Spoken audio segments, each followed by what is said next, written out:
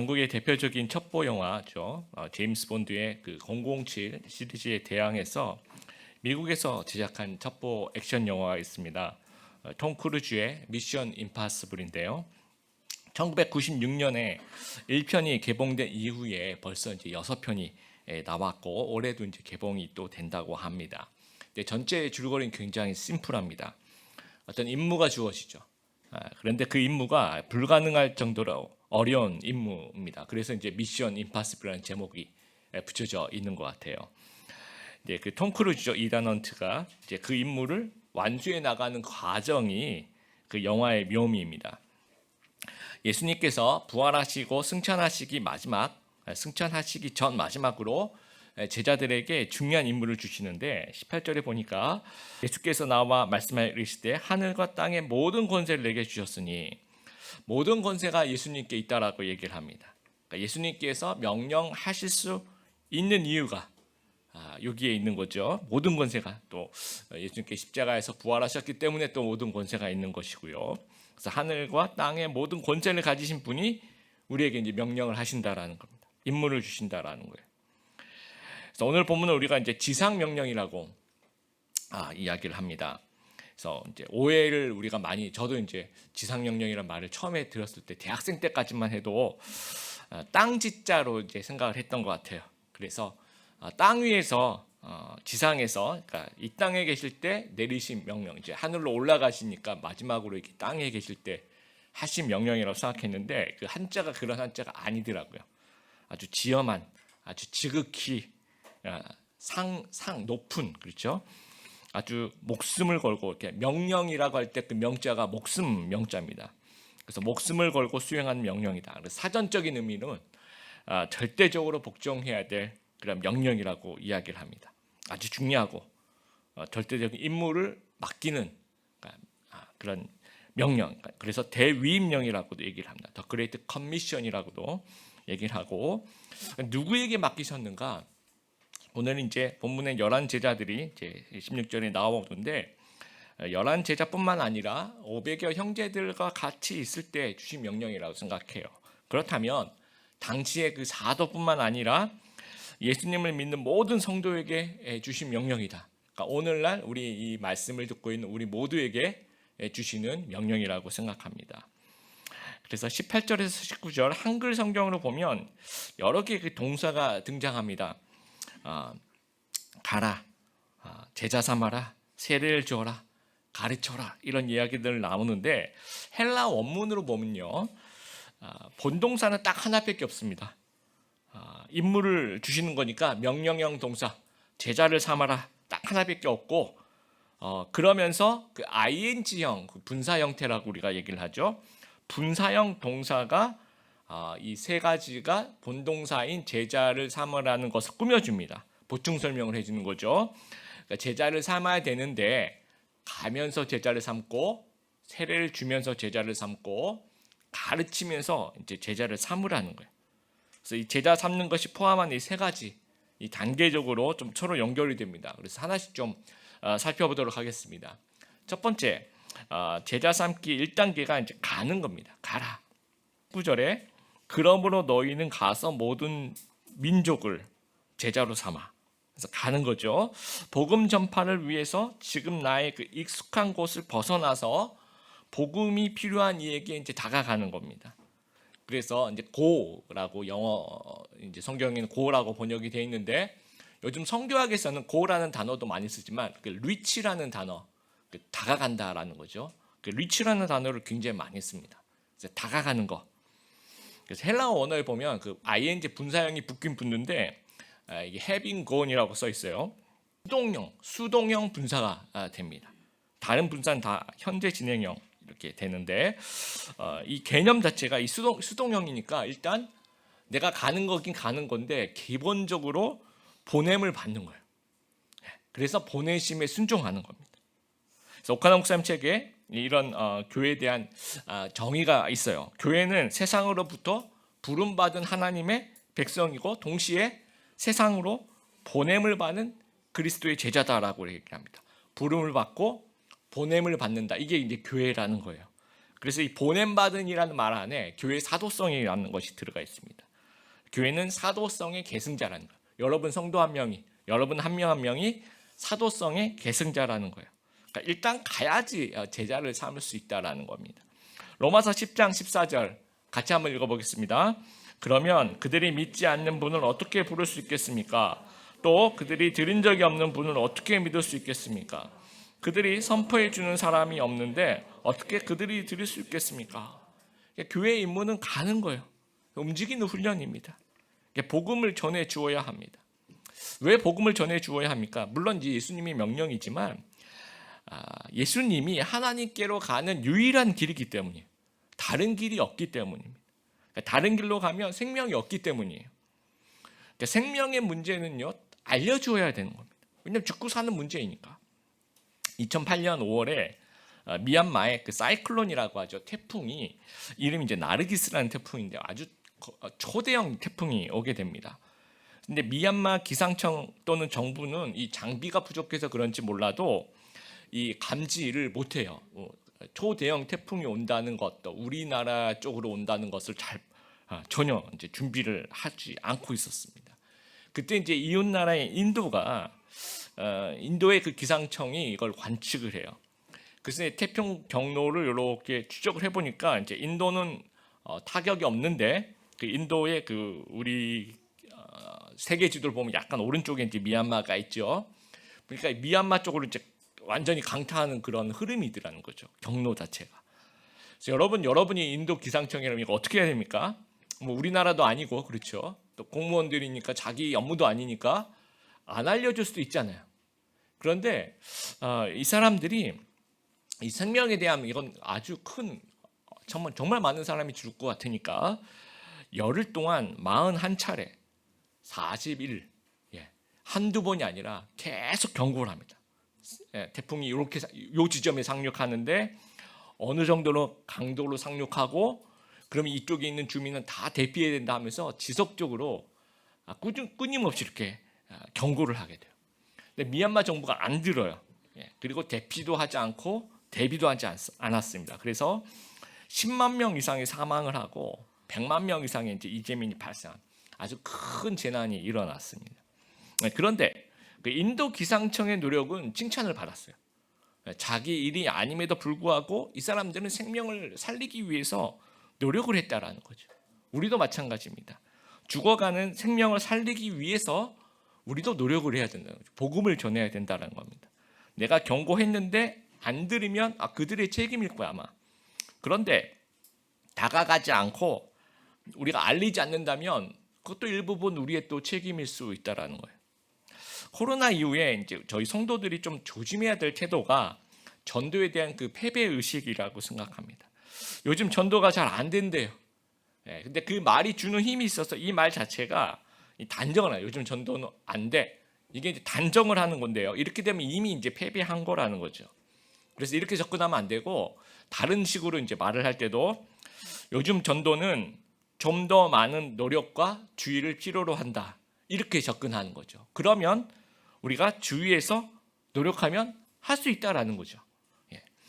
해외 여행이 이제 그 코로나 기간 때문에 불가했어요. 그건 팩트죠. 해외 여행을 못 간다, 비행기를 못 탄다.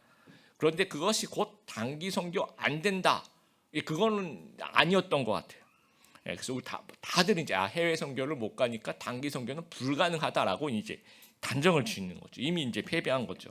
근데 CCC라는 단체에서 해외 여행을 못 가니까 단기 선교는 안 된다라는 말을 쓰지 않고 좀 더 많은 노력과 주의를 한번 기울여 보자라는 식으로 접근해 나간 거죠. 그래서 만들어낸 게 이제 온라인 단기 선교입니다. 저도 처음 들어봐서 좀 알아보니까 해외 선교지 현장을 좀 연결해서요. 그래서 해외에 계신 분들이 뭔가 이렇게 사람을 모으는 거죠. 다 연결해가지고 그리고 줌으로 서울에서 한국에서 이제 온라인으로 뭐 교실을 여는 거예요. 요리 교실. 그럼 이쪽에서 모여서 이제 같이 또는 뭐 한글 교실, K-팝 교실 뭐 이런 식으로 뭔가 만들어서 한 해 22개국의 그 온라인 단기 선교를 하는 거예요. 그리고 학생들도 1,000명 이상이 이제 참여하는 또 뭐 이쪽 쭉 다 합쳐서 실제로 가능하더라는 거죠. 조금 많은 노력과 주의를 기울이다 보니까 다른 여러 가지 방식이 열리더라는 겁니다. 그래서 우리가 안 가면 불가능한 거고요. 가면 열리는 거예요. 가면 지혜가 생기고 가면 방법이 생긴다라는 거예요. 내가 가야 할 곳은 어디일까요? 가장 가까운 곳부터, 그것이 이제 나의 선교지죠. 내가 매일 가는 나의 삶의 현장, 직장, 학교, 가정, 또 친구, 매일 만나는 사람, 지인들, 내 일상의 자리, 그곳이 내가 용기를 가지고 또 지혜를 가지고 다가가야 될 그런 나의 선교지라는 겁니다. 이 선교지가 이제 점점 확대되어 나가는 거죠. 예루살렘과 유대와 사마리아와 땅끝까지, 오늘 말씀에 모든 민족을 제자를 삼으라는. 또 우리가 이제 이번 여름 방학에 방콕을 가죠. 이것도 하나님께서 가라는 그 명령에 순종하는 곳이라고 생각합니다. 두 번째 이제 제자 삼기, 두 번째 단계는 이제 세례를 주는 단계. 다가가서 이제 복음을 전했어요. 그것으로 끝이 아닙니다. 다음 단계가 있는데 그것이 19절에 세례를 베풀고 세례를 주라는 거예요. 청년 사역을 하다 보면 이제 불신 남자친구 전도하는 자매들이 좀 있어요. 근데 그 자매들이 이제 결단을 하고 이제 남자친구한테 이렇게 얘기하는 거예요. 네가 교회를 나와야지 너는 나랑 결혼할 수 있다. 굉장히 이제 결단한 거죠. 그런 경우에 이제 제가 옆에서 지켜보니까 그 남자친구가 이제 결혼을 하기 싫으면 이제 헤어지겠지만, 결혼하고 싶으면 일단 나와요. 그러니까 이제 말을 이제 교회에 나오면 결혼해주겠다라고 했으니까 나온다라기보다는 나와주는 경우가 많아요. 그래서 이게 참석하는 거죠. 뭐 학교 다닐 때 교장선생님 후나 앉아 있는 것처럼, 예비군 참석한 것처럼 이렇게 앉아 있는. 그래서 6개월을 앉아 있고 1년을 앉아 있어도 이 사람이 믿는지 안 믿는지 도대체 파악하기가 힘들더라고요. 근데 그 사람들 확고해. 내가 나오면 결혼해 준다 그랬으니까 난 나온 거야. 나는 할 만큼 했어, 이렇게 생각을 하더라고요. 효과가 굉장히 좀 아쉬운 것 같습니다. 그런데 어떤 자매들은 형제들도 마찬가지고 이제 자기 불신 이성 친구가 이렇게 얘기해요. 내가 세례를 받으면 내가 너랑 결혼하겠다, 이렇게 얘기하는 경우가 있어요. 제가 시카고 있을 때도 우리 교회 청년 자매가 사귄 형제에게 당신 우리 교회에서 세례를 받으면 나는 결혼하겠다 선포를 했습니다. 그랬더니 그 형제가 일단 교회 나올 때부터 이 눈빛이 달라요. 왜냐, 세례를 받아야 되니까 이건 뭔가 입문을 해야 되는 거잖아요. 그러니까 이게 뭔지를, 자기가 받는 세례가 뭔지는 알아야 될 거 아니에요. 그러니까 말씀에도 되게 귀를 기울이고 진지하게 신앙에 대해서 고민을 해요. 이게 뭔지 하면서 나중에 그 시카고에 있는 그 청년도 그래서 결국은 그 교회에서 세례를 받고 결혼하고 청년부 아주 잘 생겼습니다. 근데 그 세례를 받으니까 그 받는 과정도 그렇고 진짜로 아주 진지하게 신앙을 접하면서 믿게 되더라고요. 그리고 그 이후에도 신앙생활을 굉장히 잘하더라고요. 그래서 이 세례를 받는다는 것이 두 가지 의미가 있는 것 같아요. 개인적인 의미가 있고 공동체적인 의미가 있는데, 개인적인 의미는 예수님을 개인의 구세주 주인으로 받아들이고 믿기로 결심하는 거죠. 그것이 개인적인 의미고, 두 번째는 공동체적인 의미가 있어요. 초대교회의 그 세례를 통해서 공동체 정회원으로 받아들여지는 그 모습이 있었어요. 그러니까 세례를 받으면 그 전에는 성찬을 받지 못해요. 초대교회는 테이블도 따로 앉아요. 그런데 세례를 받으면서 모든 공동체가 이제 공동체 일원으로 받아들여지면서 이제는 다 같이 성찬을 나누는 그런 공동체가 되는 거죠. 그러니까 세례를 받는다는 의미는 내가 예수님을 정말 개인적으로 믿습니다라고 생각하는 그런 의미도 있지만, 내가 이 공동체에 속하고 싶어요. 내가 이 예수님 믿는 이 공동체가 내 형제 자매입니다, 이렇게 고백하는 거죠. 그래서 아까 이제 교회만 나오면 내가 결혼할게, 이런 분들은 이제 교회 내가 나가기만 하면 되는데 공동체랑 나랑 상관없어, 이렇게 생각할 수 있는 거예요. 근데 내가 세례를 받으면 결혼할게, 이렇게 되면 이 세례 안에 포함되어 있는 이 공동체가 참 중요하다는 것을 알게 됩니다. 그래서 여러분 19절에 그 세례를 주라는 그 명령은요, 단순히 복음을 전하는 것이 아니라 회심하도록 해야 되는 거죠. 그리고 교회 공동체에 소속시켜야 되는 겁니다. 이 구절이 오늘 이 성경 말씀, 이 지상명령 이 구절이 제가 제일 좋아하는 최애 성경 구절이에요. 19절부터 20절. 제가 이제 목사가 되기로 결심한 계기가 된 성경 말씀입니다. 왜냐하면 제가 이제 그냥 평신도 하고 싶었거든요. 대학 다닐 때. 그래서 이제 공대로 갔었고 훈련된 평신도 하고 싶었어요. 그래서 가는 거 얼마든지 가능하고 가르치는 거 얼마든지 가능한데 세례 베푸는 거 물론 이제 저희 교회 공동체에서 교회 목회자님들 계시니까 얼마든지 세례 받을 수 있죠. 그런데 제 생각에 세례를 내가 직접 베풀 수 있으면 정말 큰 축복이겠다라는 생각이 들었던 것 같아요. 그래서 그 생각 때문에 안수받은 이제 목사가 돼야 되겠다라고 결심을 하게 되어서 물론 이제 여러 가지 계기들이 있었지만 신학대학원에 들어가게 된 것 같습니다. 지금도 이제 목사로서 정말 섬기는 모든 사역이 다 축복이에요. 모든 사역이 다 귀하고 하지만 세례를 베풀 때가 내가 정말 살아있구나, 내가 정말 목사구나 하는 생각을 하게 될 정도로 세례를 베풀 때가 가장 큰 보람을 느껴요. 여러분 이건 상상이에요. 만약에 1년에 100명이 새로 들어온다고 생각해 보세요. 1년에 이제 100명이 새로 들어왔는데 그 중에서 세례를 베풀 사람이 한 사람도 없다고 가정해보세요. 자, 이것은 이 사람들이 여러 가지 이유 때문에 수평 이동해 오신 거죠. 집이 이사를 오셔서 또 뭐 직장이 바뀌어서 뭐 여러 가지. 예. 그러면 하나님 그 교회는 교인이 100명이 늘어난 것은 사실이에요. 하지만 하나님 나라 입장에서 보면 하나님 나라는 확장이 되었을까요?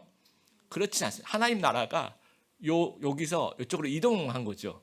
하나님 나라 전체로 보면 이것은 그대로 있는 겁니다. 그래서 하나님 보시기에는 부흥이라고 얘기하기가 곤란하다라는 거죠. 그런데 이 100명 중에서 50명이 세례를 받는다고 가정을 해보세요. 이러면 진짜 하나님 나라가 확정이 되는 거죠. 하나님께서 굉장히 기뻐하신다는. 그 50명 세례 받을 때 천국의 잔치가 일어날 거예요. 그래서 저희 드림의 교회가 지상 명령을 잘 감당하는지를 알려주는 숫자적인 지표가 있다면 저는 1년에 몇 명을 세례를 주는가 하는 것이 가장 아주 정직하게 적나라하게 보여주는 그런 숫자적인 지표가 아닐까 생각합니다. 그래서 그 한국교회 전체 통계를 보더라도 만약에 출석교인 평균 숫자가 있잖아요. 근데 1년에 그 출석교인 숫자의 한 10%가 세례를 받는다. 그럼 이건 진짜 아주 잘하고 있는 지상명령 성취를 정말 잘하고 있는 교회입니다. 근데 저희 드림의 교회는 저는요 최소한 5% 이상은 되는 그런 교회가 되었으면 좋겠습니다. 그래서 내가 복음을 전한 영혼이 세례받는 것을 좀 지켜보면서 좀 같이 감격하고 정말 우리가 공동체가 되었구나라는 생각하면서 이것이 하나님 나에게 주신 그런 지상명령의 모습이구나를 우리가 좀 생각하며 끊임없이 세례를 베푸는 그런 귀한 드림의 교회가 되었으면 좋겠습니다. 세 번째로 제자 삼는 3단계는요 지키도록 가르치는 겁니다. 복음을 전하고 그 사람이 세례를 받아서 공동체에 소속이 됐어요. 그러면 거기서 끝나는 것이 아니라 다음 단계가 있다는 겁니다. 말씀으로 양육하는 거예요. 그래서 20절에 가르쳐 지키게 하라 되어 있습니다. 근데 쉬운 성경에는 지키도록 가르치라고 되어 있어요. 그리고 영어 성경에도 NIV 보니까 teaching them to obey everything I have commanded you.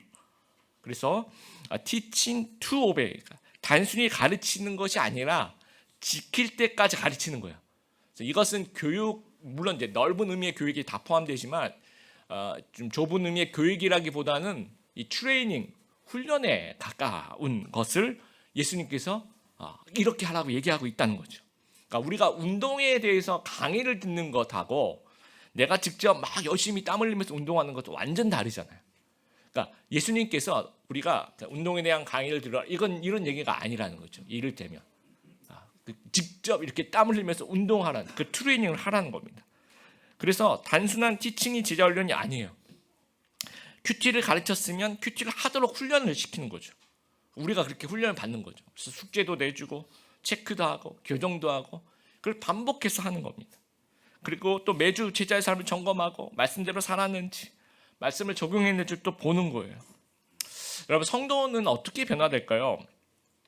제가 이제 오카노 목사님 말씀을 들었는데 그때 이런 말씀을 하시더라고요. 설교 준비를 1시간, 1시간에 1분. 내가 만약에 1분 설교를 하면 1시간 준비를 하는 거예요. 5분 설교를 하면 5시간 준비를 하는 거죠. 30분 설교니까 30시간을 준비하죠. 1분에 1시간은 준비한다라는 마음으로 그렇게 열심히 준비를 하셨다는 거죠.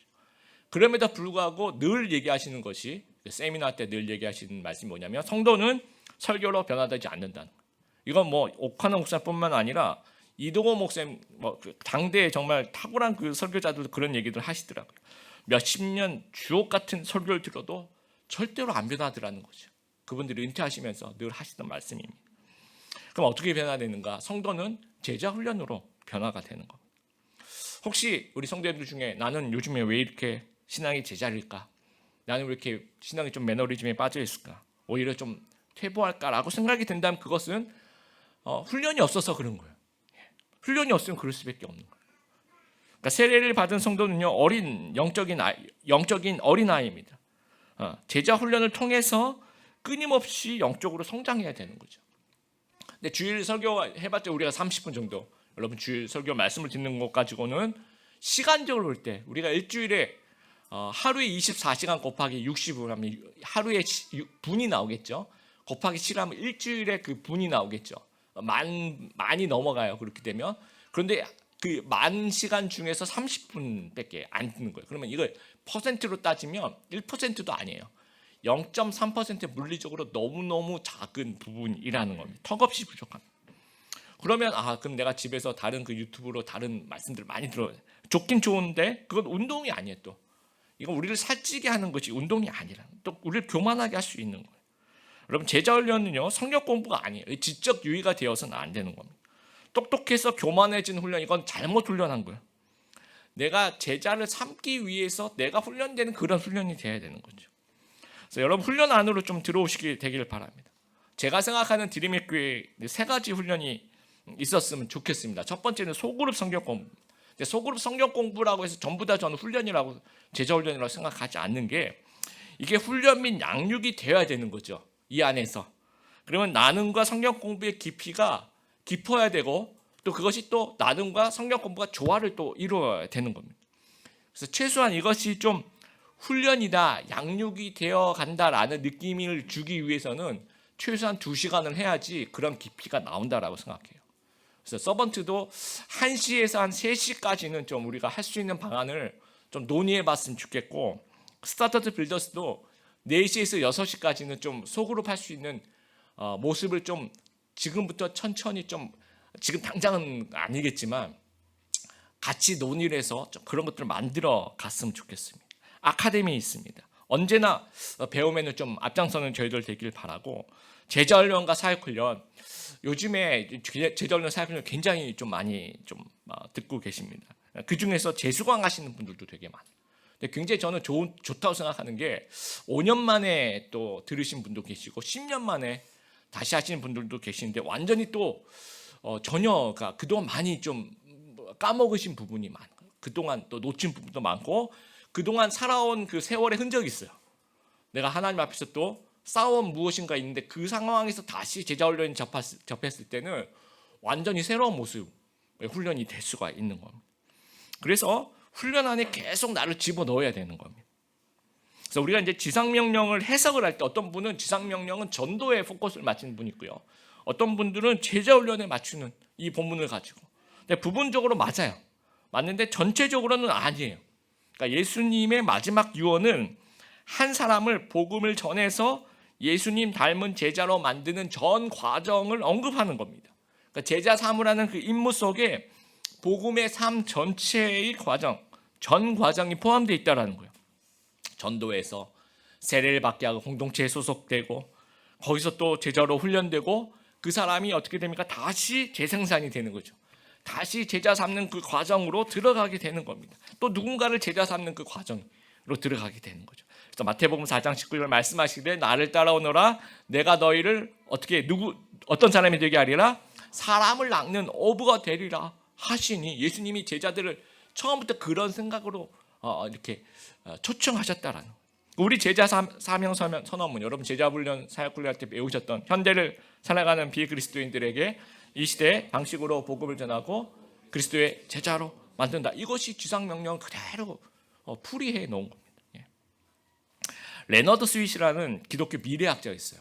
굉장히 탁월한 뉴저지 드루 대학 교수인데요. 수많은 책과 강연과 우리나라에서도 이제 방문해서 강연을 하시는데 이 서구 기독교 사회를 언급을 하면서 역사적으로 교회가 네 가지 모습으로 변해가더라는 거예요. 그래서 4M이라고 M으로 시작되는 교회 모습 네 가지를 이제 얘기를 하는데요. 첫 번째는 미션 출치입니다. 선교적 교회죠. 예수님께서 맡기신 지상 명령 임무에 아주 충실한 교회인 거예요. 아주 심플합니다. 이런 교회들은 뭐 선교단체 같은 거죠. 단순하고 막 전도하고 세례를 베풀고 그리고 가르치고 뭐 여기에 포커스를 다 맞추는 거죠. 근데 시간이 지나가면서 미니스트럴 처치, 이게 뭐 목회적 교회라고도 하고 사역적 교회라고도 하는데 점점 이제 사람들이 늘어나면서 좀 필요들이 생겨나는 거예요. 그래서 여러 가지 이제 사역들이 생겨나는 겁니다.